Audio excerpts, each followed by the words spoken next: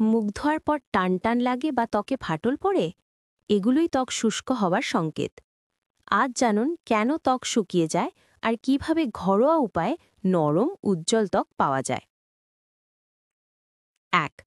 ত্বক শুষ্ক হওয়ার কারণ: গরম পানি দিয়ে মুখ ধোয়া, সাবান বা হার্শ ফেস ওয়াশ ব্যবহার, ঠান্ডা বা শুষ্ক আবহাওয়া, পানি কম পান করা, ঘুমের ঘাটতি, খাবারে ভিটামিন ই ও ফ্যাটের অভাব।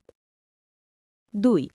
ময়েশ্চার ঠিক রাখার সহজ টিপস: মৃদু ফেস ওয়াশ ব্যবহার করুন, সালফেট ফ্রি ক্লেনজার নিন, মুখ ধোয়ার পর টাওয়াল দিয়ে হালকা চাপ দিন, সঙ্গে সঙ্গে ময়েশ্চারাইজার লাগান, মুখ ধোয়ার ৩০ সেকেন্ডের মধ্যে লাগান, হাইলোরনিক অ্যাসিড বা শি বাটারযুক্ত ক্রিম বেছে নিন, পর্যাপ্ত পানি পান করুন, দিনে কমপক্ষে ৮ গ্লাস পানি, শসা, তরমুজ, কমলার মতো জলসমৃদ্ধ ফল খান।